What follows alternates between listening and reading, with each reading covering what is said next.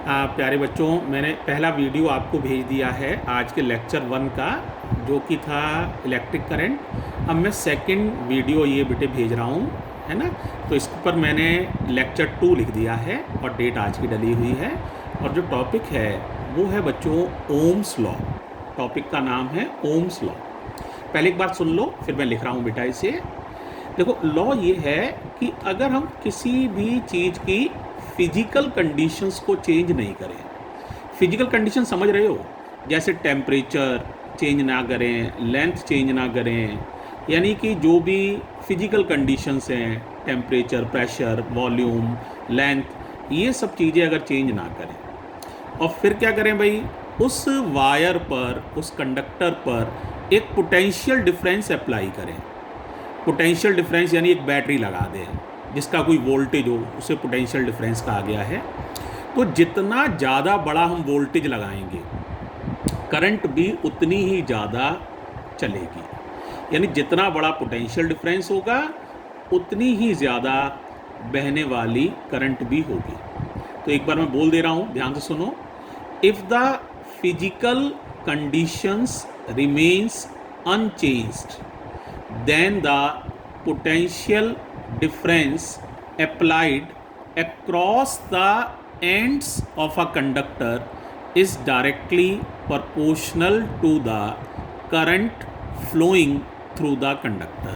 एक बार लिख भी दे रहा हूँ बच्चों, तो ध्यान से समझो इसे। तो ओम्स लॉ है टॉपिक का नाम, जैसा कि आपको पता ही है। तो if the physical conditions remaining unchanged then the potential difference, short में PD लिख रहा हूं, then the PD applied across the ends of a conductor is directly proportional to the current flowing through the conductor। That is, अगर हम mathematically लिखें तो हम लिख सकते हैं, पोटेंशियल डिफरेंस को V से लिख रहा हूँ। V का मतलब पोटेंशियल ना समझा जाए, स्ट्रिक्टली ये पोटेंशियल डिफरेंस है, इज़ प्रोपोर्शनल टू I माने करंट। प्रोपोर्शनलिटी का साइन रिमूव करोगे बच्चों तो एक कांस्टेंट अपीयर होगा, AR होता है, तो V equals to IR। R का नाम शायद तुम सब लोग को मालूम ही है। R का नाम है रेजिस्टेंस। रेजिस्टेंस की यूनिट होती है ओम, OHM, ओम, और इस तरह से इसको बनाते हैं बच्चों। रेजिस्टेंस है क्या? Resistance is an obstacle in the path of current. Obstacle माने रुकावट। जब करंट चलती है तो वायर उसके चलने का विरोध करती है, एक रुकावट पैदा करती है, उसी रुकावट का नाम है resistance.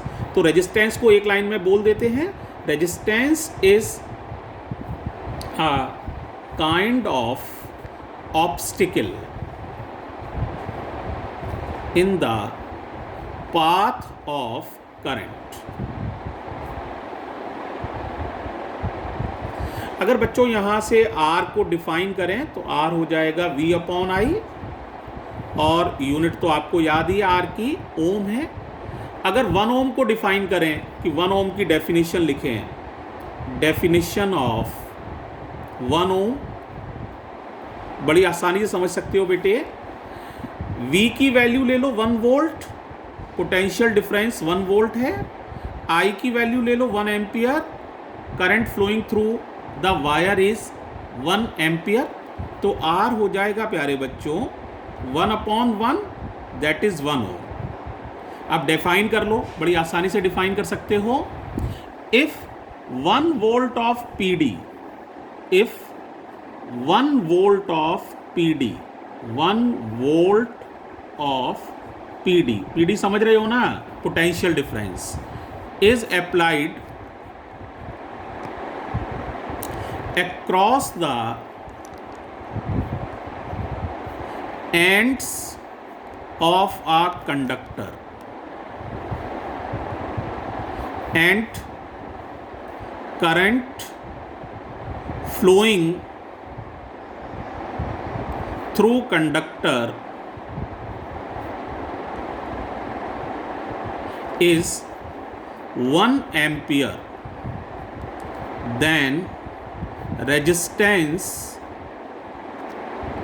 of conductor is said to be 1 ohm। मतलब समझ में आया? अगर हम किसी वायर के सिरों पर 1 वोल्ट का पोटेंशियल डिफरेंस अप्लाई करें और ऐसा करने से उसमें बहने वाली करंट 1 एम्पियर हो, तो समझ लो उस वायर का रेजिस्टेंस प्यारे बच्चों 1 ओम होगा। एक और इम्पॉर्टेंट बात यहाँ बेटा मैं शेयर करता हूँ इसमें, तो उसको ज़रा समझो।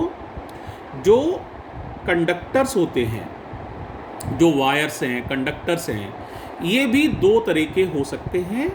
एक होते हैं, इन्हें हम कहते हैं ओमिक रेजिस्टेंस। ओमिक रेजिस्टेंस नाम से क्लियर हो रहा है, सोचो क्या मतलब है ओमिक रेजिस्टेंस का।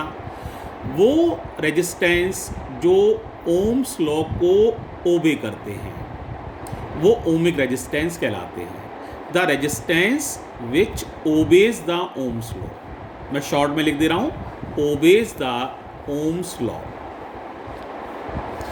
विशेष बात यह है, अगर इनमें बेटे मैं ग्राफ खींचूं, पोटेंशियल डिफरेंस वाई एक्सिस पे लिया है और करंट को एक्स एक्सिस पे लिया है, तो V और I के बीच में ग्राफ खींचा गया है, तो ये ग्राफ स्ट्रेट लाइन होगा प्यारे बच्चों।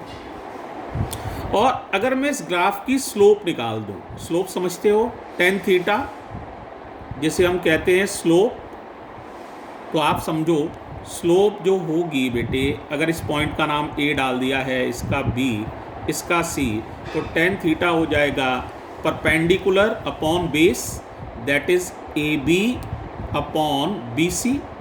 देखो AB जो है ना बेटा, ये y एक्सिस के अलोंग है, तो it may be regarded as V, and BC जो है ना, ये बेटे x एक्सिस के अलोंग है।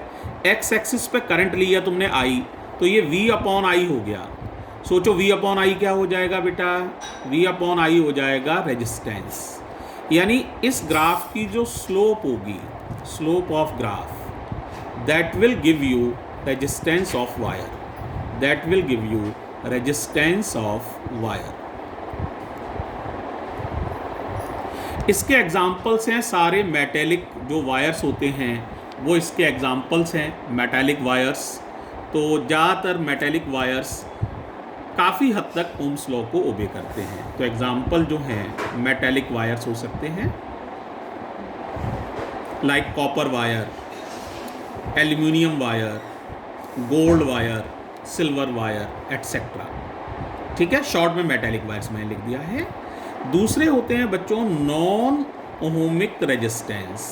देखो नाम से फिर क्लियर होना चाहिए, नॉन ओमिक रेजिस्टेंस है ना, ये वो हैं जो ओम्स लॉ को ओबे नहीं करते हैं। The resistances which do not obey Ohm's law means to say that don't obey Ohm's law.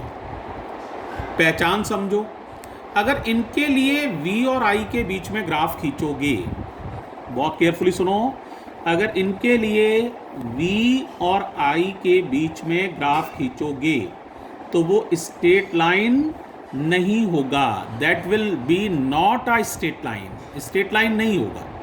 इसके एग्जाम्पल बोर्ड पे